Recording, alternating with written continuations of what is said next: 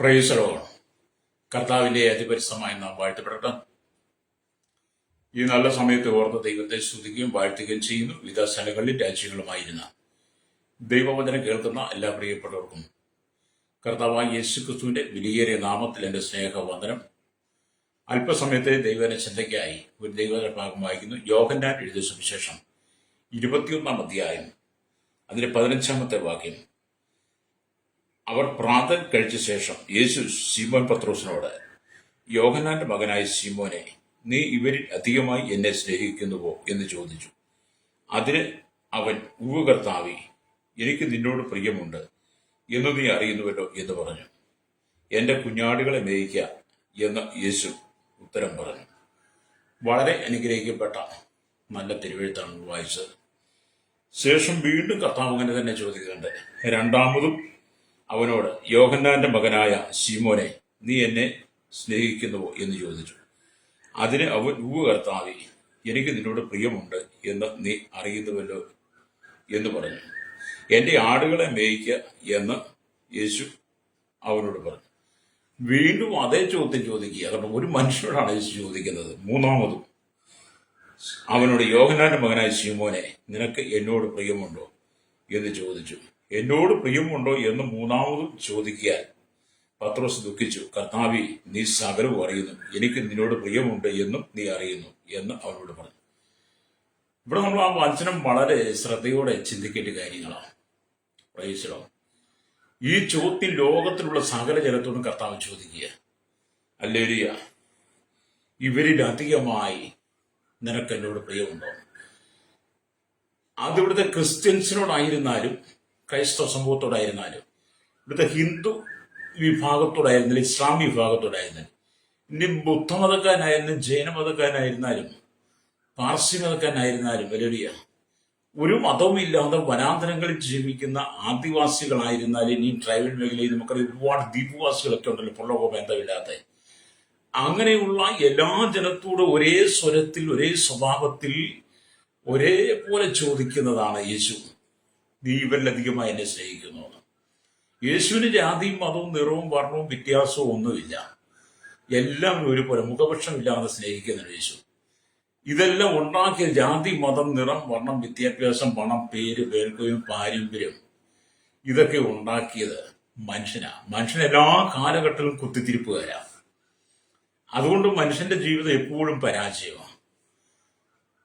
ഇവിടെ നമ്മൾ ഈ ദൈവത്തിനും വായിക്കും, ദൈവം സ്നേഹവാനായിരിക്കുന്നു. സ്നേഹവാനായ പിതാവ് ഭൂമിയിലേക്ക് അയച്ച ദൈവപുത്രനായിരിക്കുന്ന യേശു സ്നേഹസ്വരൂപനാണ്.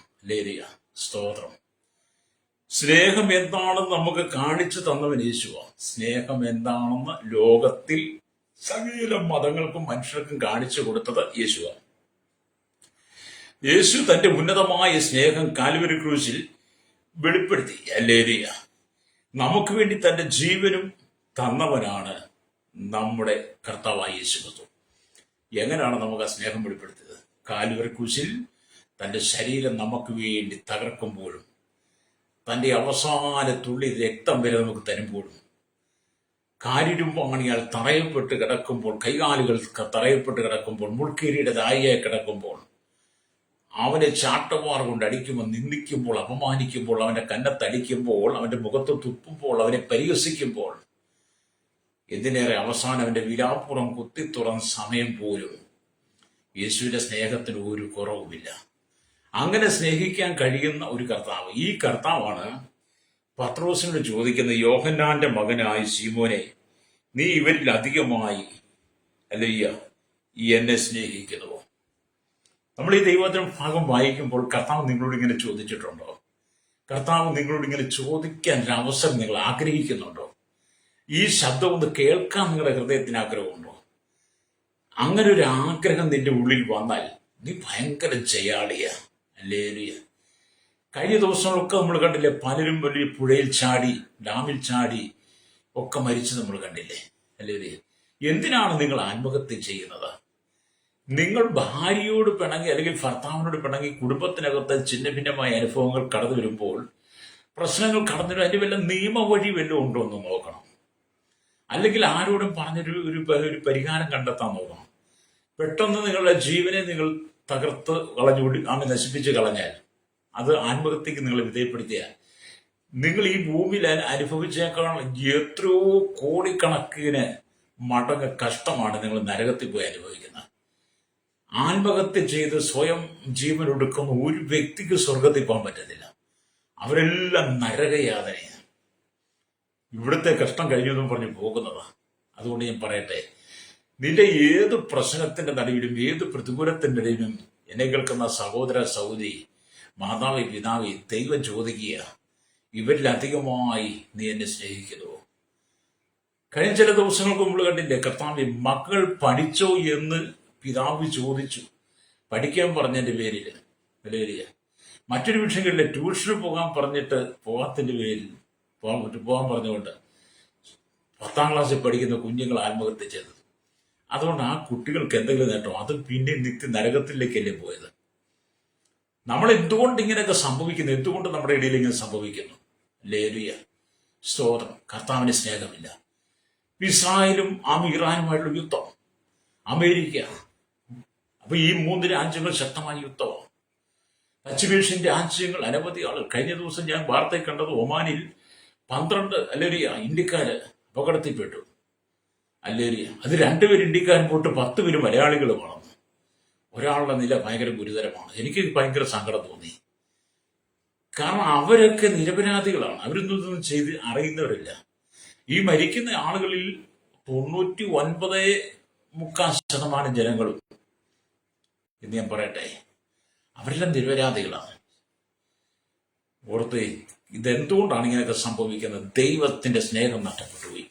ഇവരിൽ അധികമായി എന്നെ സ്നേഹിക്കുന്നു എന്നുള്ള കർത്താവായ യേശു ക്രിസ്തുവിന്റെ വാക്കുകൾക്ക് ചെവി കൊടുക്കാതെ പോയത് കൊണ്ട് ലോകം മുഴുവൻ അക്രമം പെരുകി, തീവ്രവാദം പെരുകി, ഭീകരവാദം പെരുകി, വർഗീയത പെരുകി, അധികാരത്തിന്റെ ഭ്രാന്ത് മനുഷ്യന്റെ ഉള്ളിൽ കടന്നുകൂടിക്കഴിഞ്ഞപ്പം പരസ്പരം സ്നേഹിപ്പാൻ കഴിയാതെ തമ്മിലടിച്ചും കലഹിച്ചും രക്തക്കളമാക്കി മാറ്റുന്ന ലോകരാജ്യ തന്ത്രങ്ങൾ, തന്ത്രശാലികൾ.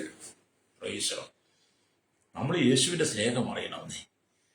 കർത്താവ് നിങ്ങളോട് ചോദിക്കുക, ഇവരിലധികമായി നീ എന്നെ സ്നേഹിക്കുന്നു?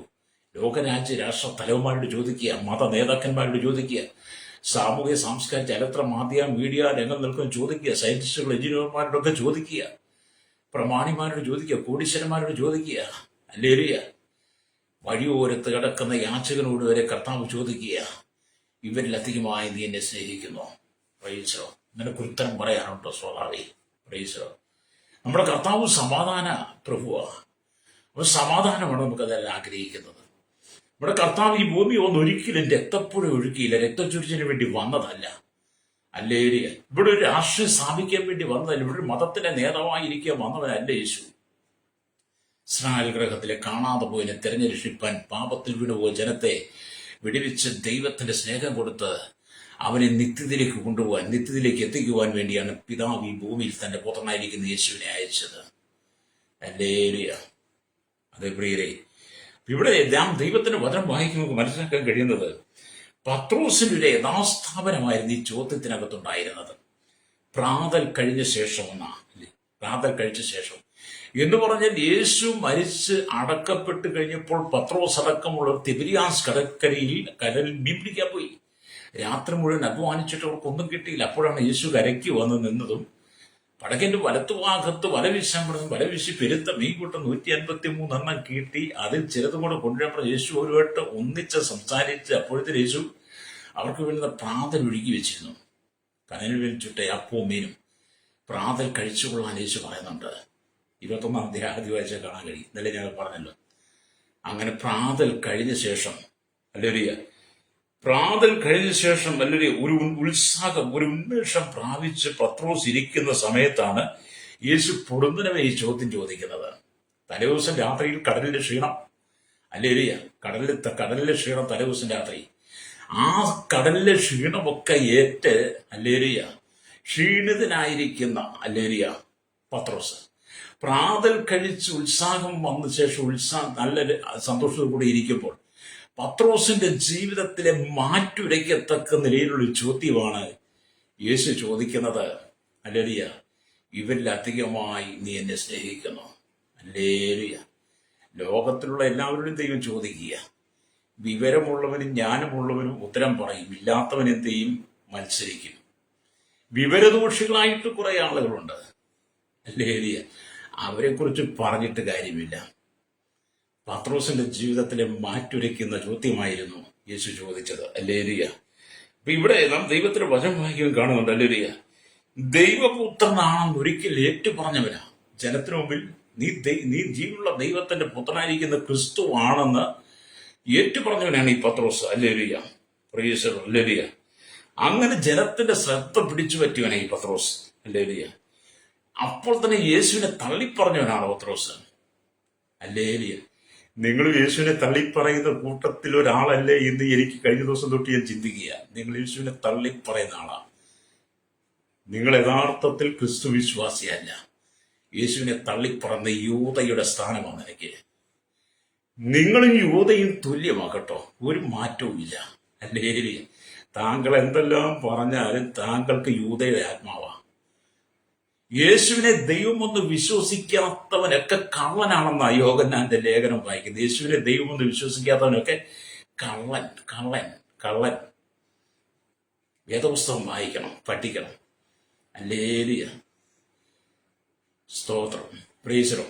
അപ്പൊ ഇവിടെ പത്രോസിനെ ഇത്രയധികമായി യേശു സ്നേഹിക്കുന്നു.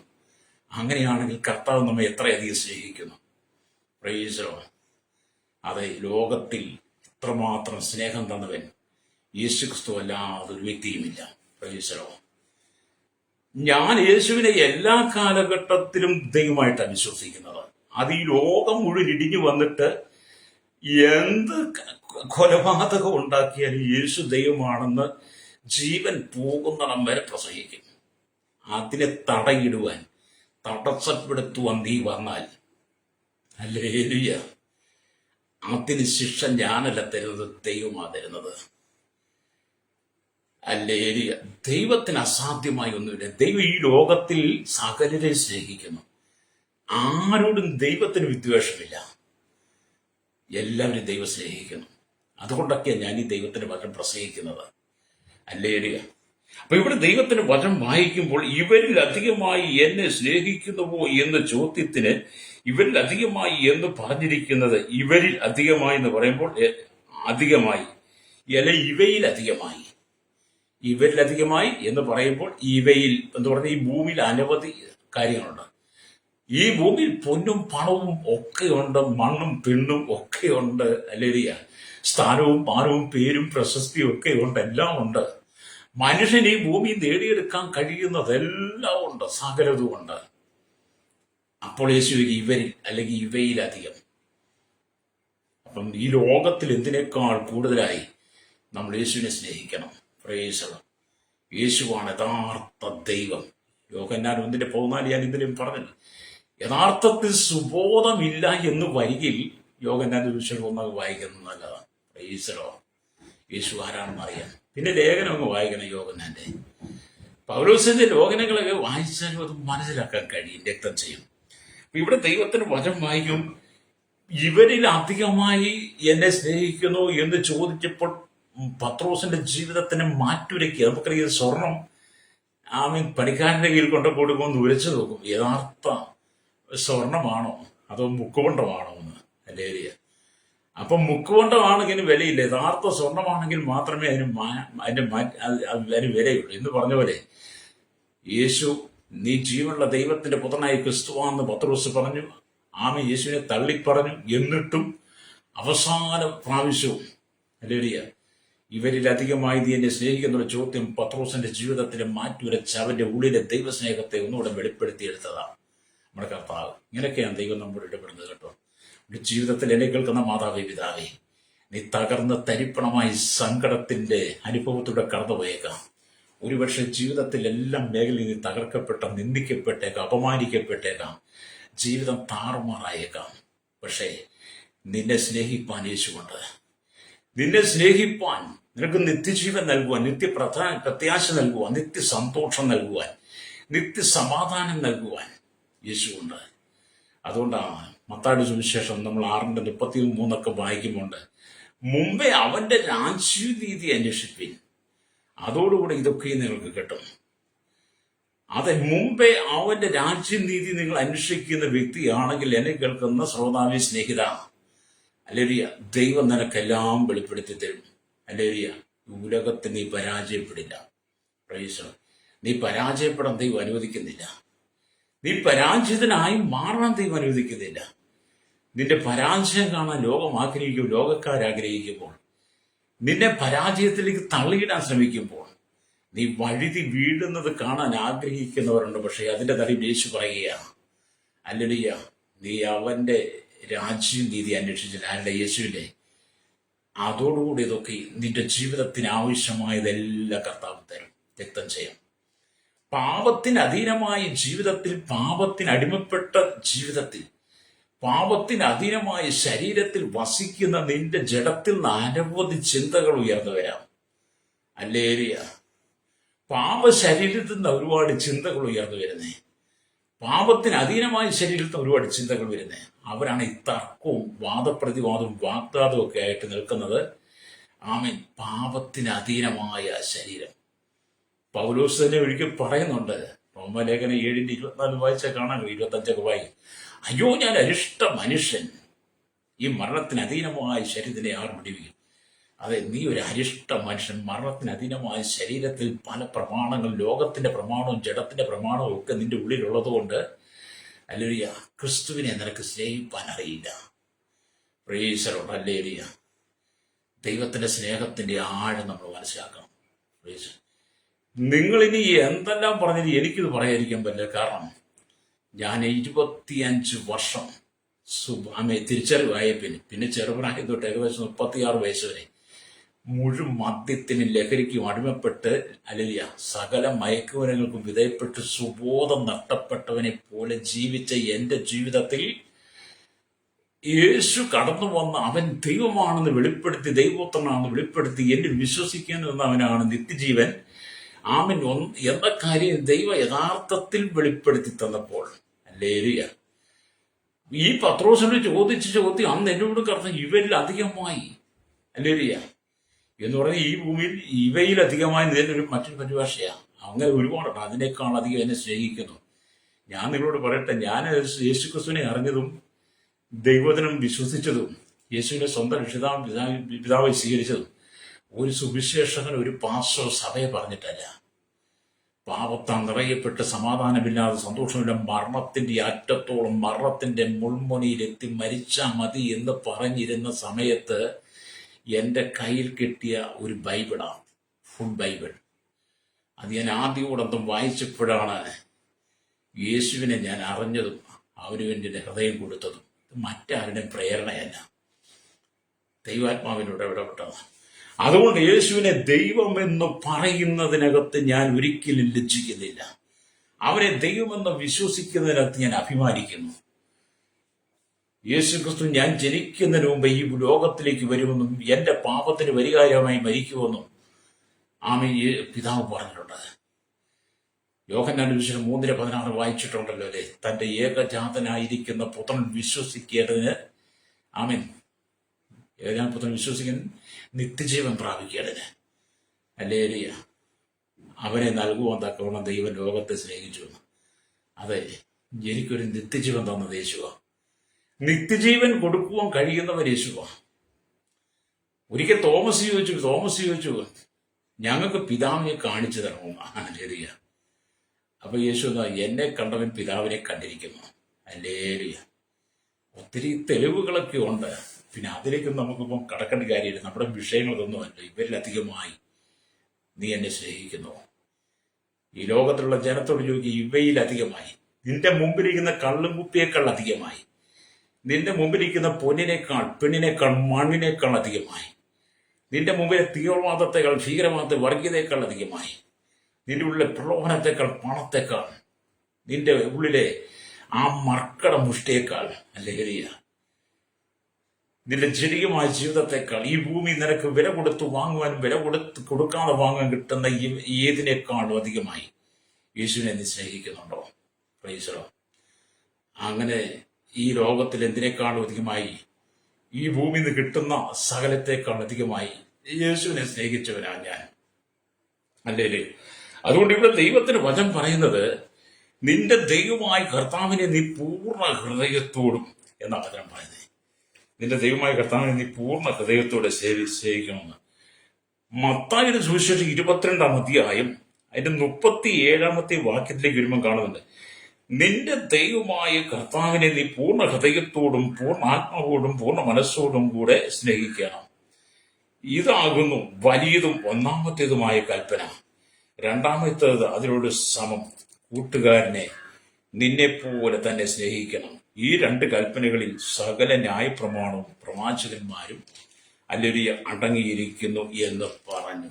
പ്രൈസലോ.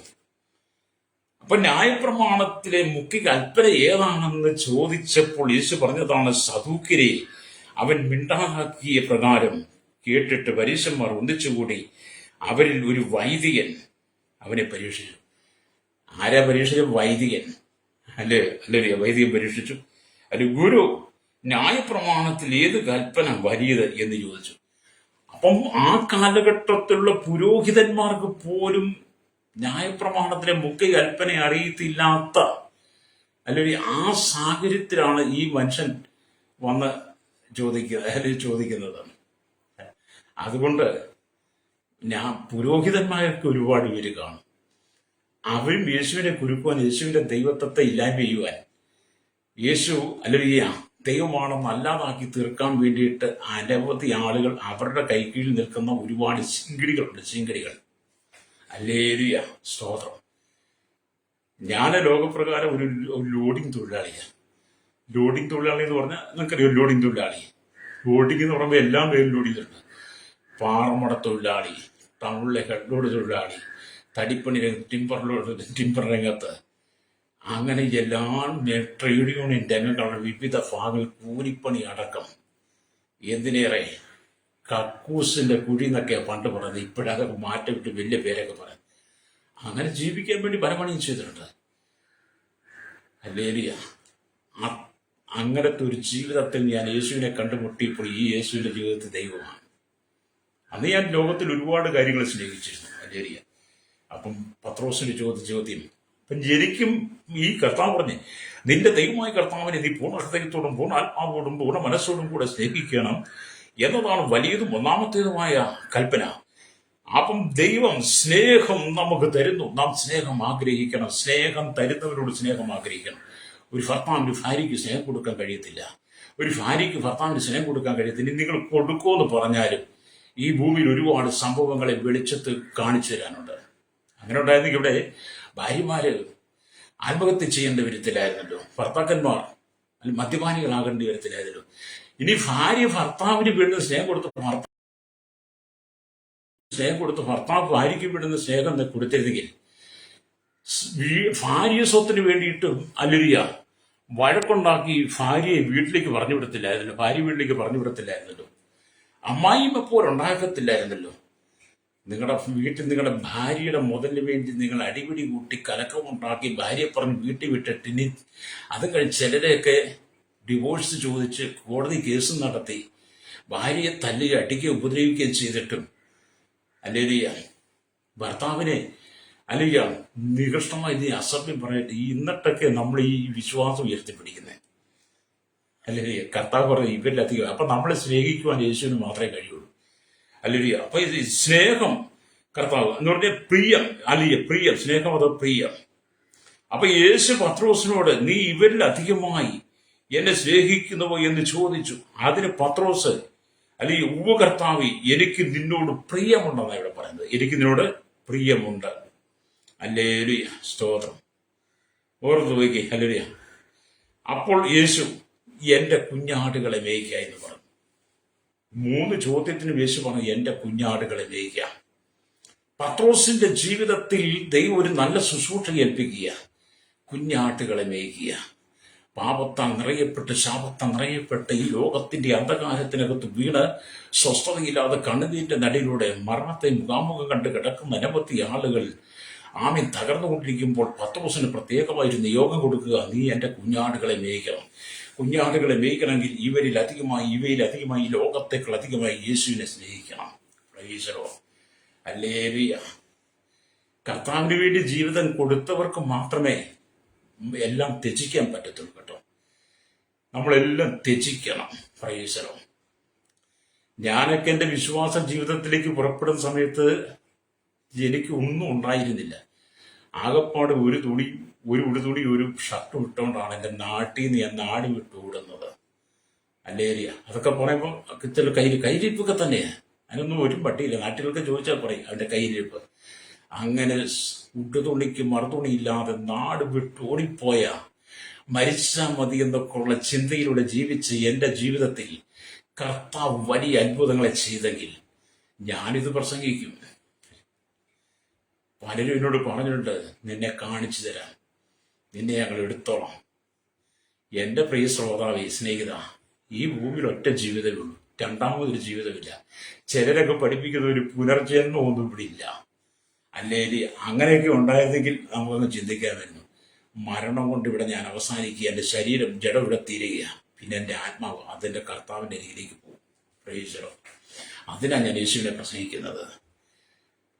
അതിനാണ് പത്രോസിനെ ദൈവം തെരഞ്ഞെടുത്തത്. രക്തം ചെയ്യും. ഹല്ലേലൂയ.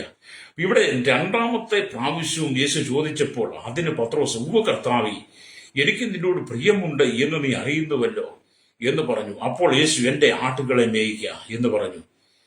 ഇവിടെ നമ്മൾ ശ്രദ്ധിച്ചു നോക്കുക. ആദ്യം കുഞ്ഞാട്ടുകളെ മേയിക്കുക. ചിലപ്പോൾ അത് കൊച്ചു കുട്ടികൾക്ക് വേണ്ടിയുള്ള ഒരു ശുശ്രൂഷയായിരിക്കാം. ആദ്യം കുഞ്ഞാട്ടുകളെ മേയിക്കുന്ന പറഞ്ഞാൽ ഞാൻ പുസ്തകത്തിൽ വായിച്ചത് കേട്ടോ. പല ദൈവദാസന്മാരുടെ പുസ്തകങ്ങളൊക്കെ വായിക്കാറുണ്ട്. ശക്തന്മാരായിരിക്കുന്ന എന്നെ കാട്ടിൽ ഞാനൊന്നും അല്ല, എനിക്കൊരറിവുമില്ല, ഒരു പരിജ്ഞാനമൊന്നും ഇല്ലെന്നാ ഞാൻ പറയുള്ളൂ. ഞാൻ നിങ്ങളെക്കാളൊക്കെ താഴ്ന്നൊരു വ്യക്തിയാണ്. എന്നേക്കാൾ ശ്രേഷ്ഠന്മാരായിരിക്കുന്ന അനവധി ദൈവദാസന്മാരുടെ പുസ്തകങ്ങൾ ഞാൻ നോക്കാറുണ്ട്. പ്രൈസലോ.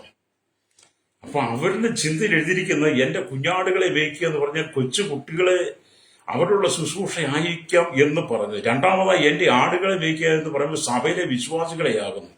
മൂന്നാമത് ഹല്ലേലൂയ സ്തോത്രം, എൻ്റെ ആടുകളെ മേയ്ക്കുക ലോകത്തിൽ പാപത്തിൽ അധീനതയിൽ വീണിടക്കുന്ന അവിശ്വാസികളെ വിശ്വാസത്തിലേക്ക് കൊണ്ടുവരുവാൻ അവരെ മേയ്ക്കുന്ന ശുശ്രൂഷയാണ് എന്നാണ് പുസ്തകത്തിൽ വായിച്ചത്. മൂന്ന് ഭാഗത്താണ്. ഒന്ന് കുട്ടികളുടെയിൽ, ഒന്ന് വിശ്വാസികളുടെയിൽ, ഒന്ന് ലോകത്തിൽ. ഹല്ലേലൂയ. പത്രോസിന് അതെല്ലാം സമ്മതമായിരുന്നു. ഹല്ലേലൂയ. അപ്പൊ കർത്താവ് നമ്മളെ ഒന്ന് ശരിക്കൊന്ന് ശോധന ചെയ്യും.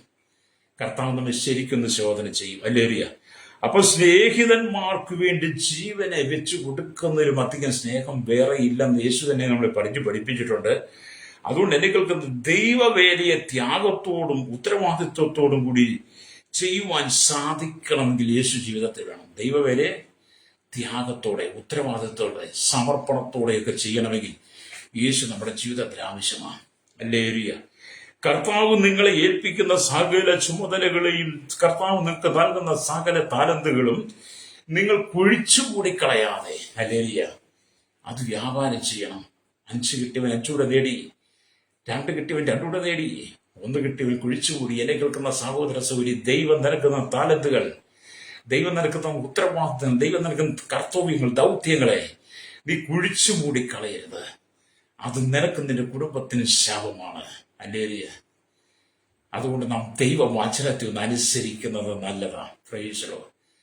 ഇത് അടിച്ചേൽപ്പിക്കുന്ന, കെട്ടിയേൽപ്പിക്കുന്ന ശുശ്രൂഷയൊന്നുമില്ല. സുവിശേഷം ആരുടെ മേലെ അടിച്ചേൽപ്പിക്കത്തില്ല, കെട്ടിയേൽപ്പിക്കത്തൊന്നുമില്ല. ഞങ്ങളിത് വിളിച്ചു പറഞ്ഞുകൊണ്ടിരിക്കും. നിങ്ങൾക്ക് നിങ്ങളുടെ ഹൃദയത്തിനകത്ത് നിങ്ങൾ ചെയ്യുന്ന പാപങ്ങളെക്കുറിച്ച് നിങ്ങൾക്ക് ബോധ്യപ്പെട്ടു വരുമ്പോൾ, ഹല്ലേലൂയ, താങ്കളൊരു പാപിയാണെന്ന് ബോധ്യം വരുമ്പോൾ, പാപിയാണ് എന്ന് നിങ്ങൾ ചിന്തയിലേക്ക് ആ വിചാരം വരുമ്പോൾ, ആ പാപത്തിന് പരിഹാരം വരുത്തുവാൻ ഈ ഭൂമിയിൽ ആർക്കും കഴിയില്ല. അതുകൊണ്ട് അതിന് കഴിയുന്ന ഒരുവൻ യേശുക്രിസ്തു മാത്രമാണ്. യേശുക്രിസ്തുവിലൂടെ മാത്രമേ മനുഷ്യന്റെ പാപത്തിന് പരിഹാരമുള്ളൂ. യേശുക്രിസ്തുവിലൂടെ മാത്രമേ സമാധാനമുള്ളൂ. തകർന്നടിഞ്ഞിരിക്കുന്ന കുടുംബങ്ങളോട് പറയട്ടെ, നിന്റെ സ്വന്തം ബുദ്ധി കൊണ്ട്, കഴിവുകൊണ്ട്, പ്രാപ്തി കൊണ്ട്, പ്രയത്നം കൊണ്ടൊന്നും, നിന്റെ പണം കൊണ്ടും, നിന്റെ വിദ്യാഭ്യാസം കൊണ്ടും, നിന്റെ അറിവ് കൊണ്ടും, ജ്ഞാനം കൊണ്ടും, നിന്റെ പരാക്രമം കൊണ്ടൊന്നും നിന്റെ പാപത്തിന് പരിഹാരം വരുത്തുവാൻ മതങ്ങൾക്കോ മതമേലധ്യക്ഷന്മാർക്കോ ഈ ഭൂമിയിലെ യാഗങ്ങൾക്കോ വഴിപാടുകൾ കൊണ്ടോ, നേർച്ച കാഴ്ചകൾ കൊണ്ടോ, പുണ്യസ്ഥലങ്ങൾ കയറിയതുകൊണ്ടോ, കയറിയിറങ്ങി നടന്നത് കൊണ്ടോ ഒന്നും നമ്മുടെ പാപത്തിന് പരിഹാരമില്ല. അതുകൊണ്ടാണ് യോഹന്നാന്റെ ലേഖനം 1 യോഹന്നാൻ 1:7 തന്റെ പുത്രൻ കർത്താവായ യേശുവിന്റെ രക്തം സകല പാപവും പോക്കി നമ്മെ ശുദ്ധീകരിക്കുന്നു. അതെ, നമ്മുടെ പാപത്തിന് പരിഹാരമായി ക്രൂശിൽ ഒരു മരിച്ചവന്റെ പേര് യേശു എന്നാണ്. അവൻ ദൈവമാ, അല്ലേ? അവൻ ദൈവമാണ്, അല്ലേലിയ, സ്തോത്രം. അവൻ ദൈവരൂപത്തിൽ ഇരിക്കുന്ന, അല്ലേലിയ, ദൈവത്തോടുള്ള സമർത്ഥം മുറുകെ പിടിച്ചുകൊള്ളണം വിചാരിക്കാതെ ദാസരൂപമെടുത്തവനാ, വേഷത്തിൽ മനുഷ്യനായി ഭൂമിയിലേക്ക് വന്നവനാ. ഫിലിപ്പിയർ ലേഖനം 2:5. പ്രൈസലോ. വല്ലപ്പോഴെങ്കിലൊന്ന് തല തേച്ച് നന്നായിട്ടൊന്ന് കുളിച്ച് ആ ചെവിയിലെ ആക്കൊന്ന് വെള്ളമൊഴിച്ച് കഴുകി വലിയൊന്ന് കേൾക്കണം. തലയിൽ കളിമണ്ണ തലയിൽ ഇരിക്കുന്നതെങ്കിൽ ഒന്നും മനസ്സിലാകത്തില്ല, അല്ലേ? കളിമണ്ണ് താങ്കളുടെ തലയിൽ ഇരിക്കുന്നത് താങ്കൾക്കൊന്നും മനസ്സിലാകത്തില്ല. ചെവി നന്നായിട്ട് ക്ലിയർ ചെയ്യണം, എങ്കിലും വല്ലതും പറഞ്ഞാൽ കേൾക്കത്തുള്ളൂ. അല്ലെങ്കിൽ പിന്നെ എന്തെങ്കിലുമൊക്കെ മുറിയും മാലുമൊക്കെ കേട്ടിട്ട് നമ്മൾ അതൊക്കെ പറയും. ഈശ്വരോ, അല്ലേലിയ. മാനസാന്തരപ്പെടണം. നിന്റെ മാനസാന്തരത്തിൽപ്പെടാൻ വേണ്ടി ഇന്നൊരു ദിവസം കൂടെ കർത്താവ് തന്നിരിക്കുന്ന പാപിയായ മനുഷ്യ, നിങ്ങളെയല്ല സകല ജനത്തെ, ഈ ലോകത്തുള്ള 800 കോടി ജനത്തെയും കുടിൽ തൊട്ട് കൊട്ടാരത്തിൽ വരെ പാർക്കുന്ന സകല സ്ഥാനമാന അലങ്കാരങ്ങളും എനിക്ക് രാജ്യരാഷ്ട്ര തലവന്മാരടക്കം സകല മനുഷ്യനും വേദപുസ്തകം വിളിക്കുന്ന പാപി എന്നാണ്. വേദപുസ്തകം വിളിക്കുന്ന സകലരും പാപി എന്നാണ്. പാപിയായ മനുഷ്യ, നീ മാനസാന്തരപ്പെടണം. പാപത്തിന്റെ പാണ്ടക്കെട്ടും ചുമന്നുകൊണ്ടും നടപ്പ് തുടങ്ങിയിട്ട് കാലങ്ങളായില്ലേ? ഒരു യാചകൻ രാവിലെ അവന്റെ പാണ്ടക്കെട്ട് എടുത്ത് തോളിലെറ്റിക്കൊണ്ട് ആ പാണ്ടക്കെട്ടുമായി കിലോമീറ്ററുകൾ നടക്കും. വൈകിട്ട് എവിടെയെങ്കിലും അവശനായി ഏതെങ്കിലും സ്ഥലത്ത് കിടക്കും, അല്ലെങ്കിൽ അവൻ പോയ സ്ഥലത്തിന് മടങ്ങി വരും എന്ന് പറഞ്ഞ് പാപത്തിന്റെ പാണ്ടക്കെട്ട് നീ എടുത്ത് തോളിലേറ്റിക്കൊണ്ട് ചോദ്യചിഹ്നങ്ങളുമായി തട്ടാമുട്ടി കാര്യങ്ങളുമായി വാദവും വാദപ്രതിവാദങ്ങളുമായി നിരീശ്വരവാദവും യുക്തിവാദവും ദൈവം ഇല്ല എന്നും യേശു ദൈവമെന്ന് പറയുന്ന അനവധി പാപത്തിന്റെ പാണ്ടക്കെട്ടുകളും ചുമന്നുകൊണ്ട് നീ ഉലകം ചുറ്റി നടന്നാൽ അവസാനം ആ പാണ്ടക്കെട്ടുമായി നടക്കുന്ന യാചകൻ എവിടെങ്കിലും വീണ് മരിക്കുന്നത് പോലെ നിന്റെ ജീവിതത്തിന്റെ അവസാനം ആ നിലയിലായിരിക്കും. മരണത്തെക്കുറിച്ച് എനിക്ക് നിനക്ക് പ്രവചിക്കാൻ കഴിയത്തില്ല. മരണം ഏത് സമയത്ത് വരുമെന്ന് നമുക്കറിയില്ല. അതുകൊണ്ട് ലഭിച്ച സമയത്തിനുള്ളിൽ കർത്താവിന് വേണ്ടി നിന്റെ ഹൃദയം കൊടുത്ത് നീ മാനസാന്തരപ്പെടണം. രക്തം ചെയ്യണം. സുവിശേഷത്തിന് മാത്രമേ നിന്നെ രക്ഷിക്കാൻ കഴിയുള്ളൂ. സുവിശേഷത്തിന് മാത്രമേ നിനക്ക് നിത്യജീവൻ നൽകാൻ കഴിയുള്ളൂ. സുവിശേഷത്തിന് മാത്രമേ നിന്നെ നിത്യതയിൽ കൊണ്ടുപോകാൻ കഴിയൂ. സുവിശേഷമാണ് ഏക വഴി കാട്ടി. ഏക വഴി വെട്ടിത്തരുന്നത് സുവിശേഷമാണ്. വഴി കാട്ടുന്നതും സുവിശേഷമാണ്. സുവിശേഷം എന്ന് പറഞ്ഞാൽ യേശുക്രിസ്തുവാ. സുവിശേഷം സത്വർത്തമാന ഗുഡ് ന്യൂസാണ്. അത് നല്ല വിശേഷമാണ്, നല്ല വാർത്തയാണ്. അതുകൊണ്ട് എന്നെ കേൾക്കുന്ന മാതാവേ, പിതാവേ, നിന്റെ തകർന്ന ജീവിതത്തെ ദൈവം പണിതെടുക്കാൻ ആഗ്രഹിക്കുക. നിന്റെ തകർച്ചയുടെ അനുഭവത്തെ ദൈവം മാറ്റാൻ ആഗ്രഹിക്കുന്ന നാളുകളായി നിന്റെ കുടുംബത്തിനകത്ത് സമാധാനമില്ലാതെ കണ്ണുനീരോടുകൂടി കടന്നു പോകുകയല്ലേ? ഒരു സമാധാനത്തിന്റെ വാക്ക് നീ കേട്ടിട്ട് എത്ര ദിവസമായി? എന്നോട് കഴിഞ്ഞ ദിവസം ഒരു സഹോദരി കണ്ണുനീരോടെ പറഞ്ഞു, എന്റെ പാസ് വന്ന കാലം തൊട്ട് എന്നെ കാണുന്നതല്ലേ, ഞമ്മടെ കാണുന്നതാ. അന്ന് തൊട്ട് ഇന്ന് വരെ ഞാൻ കഷ്ടപ്പെടുക. 3-4 വീട്ടിൽ പോയി ആ വീട് അടിച്ചു വാരി അവിടുത്തെ തുണി പാത്രം എല്ലാം കഴുകി ആ വീട്ടിലെ എല്ലാ കാര്യങ്ങളും ചെയ്ത് വീട്ടിലേക്ക് ചെല്ലുമ്പോൾ ഒരു നല്ല വാക്ക് കേൾക്കത്തില്ല. വീട്ടിൽ ചെല്ലുമ്പോൾ ഭയങ്കര തെറിയ. ഞാൻ എന്തിനെങ്ങനെ അധ്വാനിക്കുന്നത്? മക്കളെ ഓർത്ത് ജീവിക്കുക. ഞാൻ ഒരുപാട് ആശ്വാസത്തിന്റെ വാക്കുകൾ പറഞ്ഞ സാരമില്ല. എല്ലാത്തിനും ദൈവം പരിഹാരം. അതേപോലെയുള്ള എത്ര കുടുംബങ്ങൾ ഭൂമിയിൽ കയ്യിൽ കിട്ടുന്ന കാശുകൊണ്ട് മദ്യമാമി കള്ളുഷാപ്പിലും ബാറിലും ബീവറേജിലും പോയി കള്ളു കുടിച്ചിട്ട് മയക്കുമരുന്നടിച്ച് സുബോധം നഷ്ടപ്പെട്ട് വീട്ടിൽ വന്നിട്ട് അങ്ങാടിയിൽ തൊട്ട് അമ്മയോടെന്ന് പറഞ്ഞ പോലെ വീട്ടിലേക്ക് വന്ന് ഭാര്യയുടെ വെക്കിട്ട് കയറുന്ന, മക്കളുടെ വെക്കിട്ട് കയറുന്ന, അപ്പനമ്മയുടെ വെക്കിട്ട് കയറുന്ന ഒരുപാട് ആളുകളുണ്ട് കേട്ടോ. അല്ലേലിയ. അതിലൊരാളായി മാറരുത് നീ. മാനസാന്തരപ്പെടണം. അല്ലേലിയ. നിങ്ങൾ മദ്യം കുടിക്കുന്നതിനെ കുറിച്ചും മദ്യത്തെക്കുറിച്ചും പറഞ്ഞു പഠിപ്പിക്കാൻ എൻ്റെ രീതിയിൽ വന്നു കഴിഞ്ഞാൽ ഞാനത് സമ്മതിക്കും. കാരണം ഇതിനകത്തൊക്കെ കുളിച്ചിട്ടുള്ളവനെ. അല്ലേലിയ, സ്വതം. അല്ലേലിയ. എല്ലാ വിഷവും അടിച്ചിട്ടുണ്ട് ഞാൻ. പ്രൈസറോ. ഇതൊക്കെ എനിക്കറിയാം. എന്നെ രക്ഷിച്ചത് യേശുവാണ്. യേശു എന്നോട് ചോദിച്ചു, ഇവരിലധികമായി ജനസമൂഹത്തെ കാണിച്ചു തന്നു, ഭൂമിയിലുള്ള സകലത്തെയും കാണിച്ചു തന്നിട്ടോ ഇവയിലധികമായി നീ എന്നെ സ്നേഹിക്കുന്നു. അതെ, സ്നേഹിക്കാം. ആട്ടുകളെ മേയ്ക്കുക. കുട്ടികളുടെ ഇടയിൽ, സഭയുടെ ഇടയിൽ, ജാതികളുടെ ഇടയിൽ സകല ജനത്തിൽ ശുശ്രൂഷ ചെയ്യണം. അവരെ മേയ്ക്കണം. ദൈവത്തിന് വേണ്ടി നൽകണം. അത് ദൈവം നമുക്ക് തന്ന നിത്യജീവന്റെ വചനത്തെ നാം പറയണം. അതുകൊണ്ട് ഈ പ്രഭാതത്തിൽ എന്ത് ചെയ്യുമെന്നൊക്കെ ഓർത്താണ് നീ ബുദ്ധിമുട്ടുന്നതെങ്കിൽ, ഭാരപ്പെടുന്നെങ്കിൽ സാരമില്ലെന്നേ. കർത്താവിന് പരിഹാരം തരും. യേശു പരിഹാരം തരുന്നവനാ. യേശു പ്രശ്നം സൃഷ്ടിക്കുന്നതല്ല, പരിഹാരം ഉണ്ടാക്കുന്ന. എന്റെ സകല പ്രശ്നത്തിൽ പരിഹാരം തന്ന യേശുവാണ്. എനിക്ക് തോന്നുന്നു ജനിച്ച ജീവിതത്തിൽ 8, 9 വയസ്സ് 10 വയസ്സൊക്കെ ആയി കാണും. അന്ന് തൊട്ട് പോലീസ് സ്റ്റേഷൻ കയറി ഇറങ്ങി ഏകദേശം 2018 വരെ പോലീസ് സ്റ്റേഷൻ കോടതിയും തിരിഞ്ഞും മറിഞ്ഞും കയറി ഇറങ്ങി. 2000 വരെ തുടർമാനമായി കയറി ഇറങ്ങി. അത്രമാത്രം ലോകത്തിന്റെ പാപം ചുമന്നുകൊണ്ടുന്ന, പാപത്തിന്റെ വാട്ടം കെട്ടും ചുമന്നുകൊണ്ട് നടന്ന എന്നെ സ്നേഹിച്ചൊരു കർത്താവുണ്ട്, എന്നെ സ്നേഹിച്ചൊരു ദൈവമുണ്ട്. അവന്റെ പേര് യേശു എന്ന. ഹല്ലേലൂയ. അത് വിളിച്ചു പറയാതിരിക്കാൻ പറ്റില്ല. അതാ വിളിച്ചു പറയുന്നത്. രക്തം ചെയ്യും ഈശ്വരോ. ഹല്ലേലൂയ. നമ്മൾ കർത്താവിനെ അറിയണം, യേശുവിനെ അറിയണം. അവനെ കൈക്കൊണ്ടവന്റെ നാമത്തിൽ വിശ്വസിക്കുന്ന ഏവർക്കും ദൈവമക്കളാകുവാൻ അധികാരം 1:12 യോഹന്നാൻ രേഖപ്പെടുത്തി വെച്ചിട്ടുണ്ട്. ഹല്ലേലൂയ. ഒരിക്കൽ D.L. മൂഡി എന്ന് പറയുന്ന ഭക്തൻ കർത്താവിന്റെ വേലയിൽ ഒന്നാമതായി സൺഡേ സ്കൂൾ നടത്തുന്നതിന് വേണ്ടി അനേക കുട്ടികളെ വീടുകൾ തോറും കയറിയിറങ്ങി കുട്ടികളെ ശേഖരിച്ച് ദൈവാലയത്തിൽ കൊണ്ടുവന്ന് അവരെ പഠിപ്പിക്കുവാൻ തുടങ്ങി. ഹല്ലേലൂയ. വർഷങ്ങൾക്ക് ശേഷം സൺഡേ സ്കൂൾ അധ്യാപകനായി മാറി. ദൈവസ്നേഹത്തോടും സമർപ്പണത്തോടും കൂടി അത് ചെയ്തതിനാൽ ഹല്ലേലൂയ പിന്നത്തേതിൽ ഹല്ലേലൂയ വളരെ വലിയ നിലയിലെ ശക്തനായ ഒരു ദൈവദാസനായി D.L. മൂഡിയെ ദൈവം ഉയർത്തി. ഹല്ലേലൂയ. ഇവരിൽ അധികമായി എന്നെ സ്നേഹിക്കുന്നതുള്ള വാക്ക് D.L. മൂഡിയുടെ ഹൃദയത്തിന്റെ ആന്തർഭാഗത്ത് പതിച്ചു കഴിഞ്ഞപ്പോൾ D.L. മൂഡിയുടെ കർത്താവ് പറഞ്ഞു, എന്റെ കുഞ്ഞാടുകളെ മേയ്ക്ക്. അങ്ങനെ D.L. മൂഡി അനവധി ഭവനങ്ങൾ കയറിയിറങ്ങി കുഞ്ഞുകുട്ടികളെ ആകർഷിച്ച് അവരെ സഭയിലേക്ക് കൊണ്ടുവന്ന് സൺഡേ സ്കൂളിൽ പഠിപ്പിച്ചത് ഞാൻ അദ്ദേഹത്തെ വായിച്ചത്. ഹല്ലേലൂയ. ഹല്ലേലൂയ. അദ്ദേഹം ശക്തനായി സുവിശേഷകനായി ശോഭിച്ചു. യൂറോപ്പ് ഹല്ലേലൂയ ഭൂഖണ്ഡത്തെ ഒരു കൈയിലും അമേരിക്ക ഭൂഖണ്ഡത്തെ തന്റെ മറ്റേ കയ്യിൽ ഉയർത്തി ദൈവത്തിന്റെ സിംഹാസനത്തിന്റെ നേരെയായി കൊടുക്കുന്നതിന് വേണ്ടി അദ്ദേഹം ശക്തനായി മാറി. D.L. മൂഡി യൂറോപ്പ് ഭൂഖണ്ഡത്തെയും അമേരിക്കൻ രാജ്യങ്ങളിൽ തന്റെ 2 കരങ്ങളും വഹിച്ചുകൊണ്ട് ദൈവ സിംഹാസനം നേരെ ഉയർത്തിപ്പിടിച്ച് ദൈവത്തോട് പ്രാർത്ഥിച്ചു എന്ന് ദൈവത്തിന്റെ വചനം അതെ ജനത്തിനു വേണ്ടി. അതുകൊണ്ട് ഹല്ലേലൂയ മത്തായിയുടെ സുവിശേഷം 25-ാം അധ്യായം ഹല്ലേലൂയ അതിന്റെ 23-ാമത്തെ വാക്യം വായിക്കുമ്പോൾ ഇങ്ങനെ രേഖപ്പെടുത്തി വെച്ചിട്ടുണ്ട്.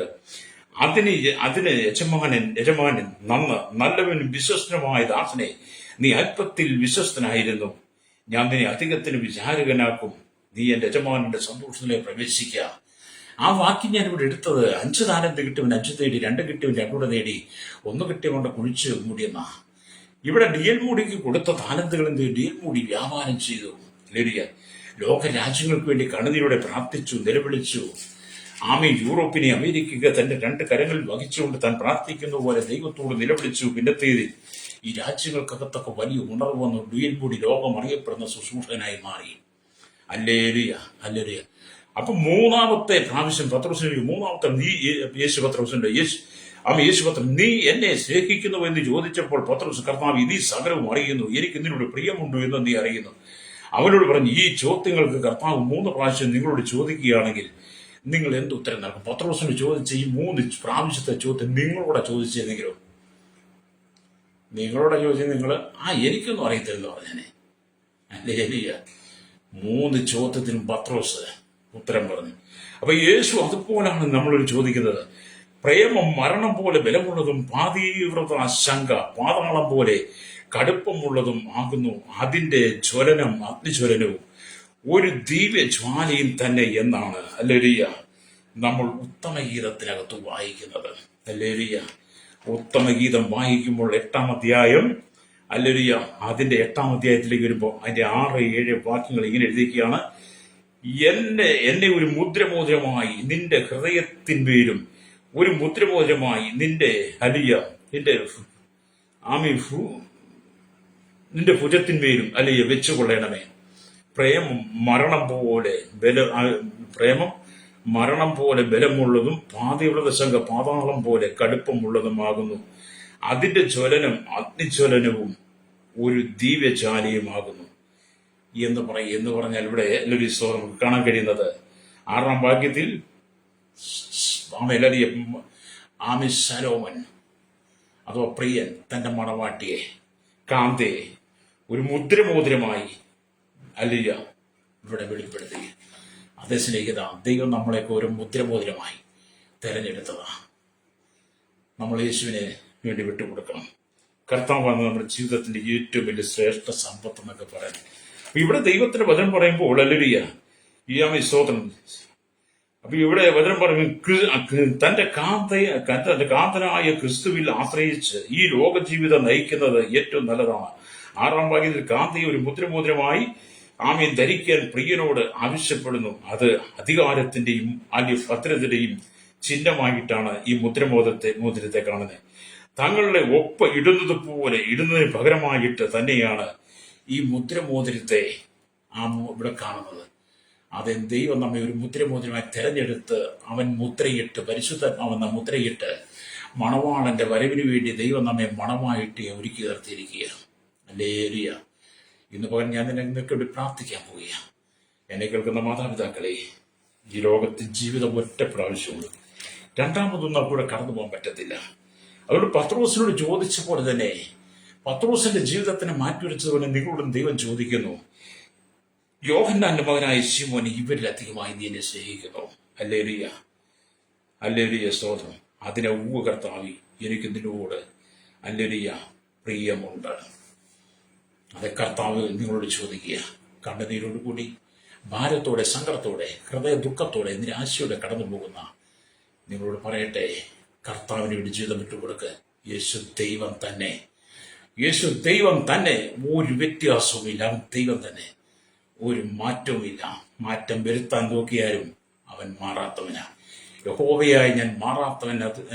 അതുകൊണ്ട് യാക്കോബിന്റെ സന്തതികളിൽ നിങ്ങൾ മുടിഞ്ഞു പോകാതിരിക്കുന്നു എന്നാണ് മാലാഖയുടെ 3:6 കിടക്കുന്നത്. അതെ, നമ്മുടെ മാറ്റമില്ലാത്ത ദൈവം പരാസമയം കണ്ണുകളടച്ചാട്ട് പരിശുദ്ധ ഞങ്ങളുടെ നല്ല ദൈവമേ, സ്വർഗീയ പിതാവേ, അനുഗ്രഹിക്കപ്പെട്ട നല്ല സമയത്തിനായി പ്രാതൽ കഴിഞ്ഞ് അല്പം വിശ്രമിച്ച കഷ്ടങ്ങളും വേദനകളും ക്ഷീണങ്ങളും മറ്റ് പത്രോസിന്റെ ജീവിതത്തിനെ മാറ്റിവെക്കുന്ന ഒരു ചോദ്യം യേശു ഇവരുടെ അധികമായി, യോഹന്നാന്റെ മകനായ ശിമോൻ, ഇവരുടെ അധികമായി നീ എന്നെ സ്നേഹിക്കുന്നു.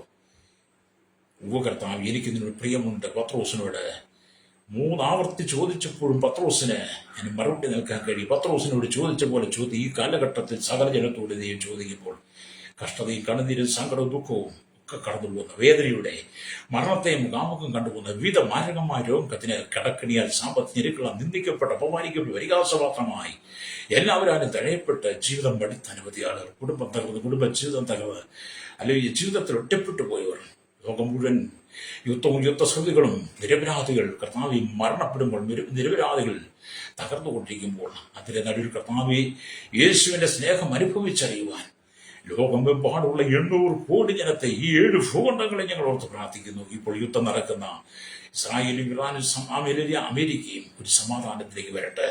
പശ്ചിമേഷ്യൻ രാജ്യങ്ങൾ അനവധി ആളുകൾ കർത്താവിയും ഭയങ്കര ഭയത്തിന്റെ കടന്നു. കഴിഞ്ഞ ദിവസം ഞങ്ങളുടെ മലയാളികൾ 10 പേര് അപകടത്തിൽപ്പെട്ടു എന്ന് കേൾക്കുന്നു. ഹല്ലേലൂയ. കർത്താവ് എല്ലായിടത്തും സമാധാനം അയക്കണമേ. എല്ലാവരിലധികമായി, ഇവയിലധികമായി, ഈ ലോകത്തിൽ ഇവയിൽ ഉള്ളതിനേക്കാൾ എല്ലാം അധികമായി ക്രിസ്തുവിനെ സ്നേഹിക്കുന്ന ഒരു തലമുറയെ കർത്താവ് എഴുന്നേൽപ്പിക്കണമേ. സകല ദൈവമക്കളെ ദൈവദാസന്മാരെ ഏൽപ്പിക്കുന്നു. സകല മഹത്വം എടുക്കണം യേശുവിന്റെ നാമത്തിൽ തന്നെ. ആമേൻ, ആമേൻ, ആമേൻ.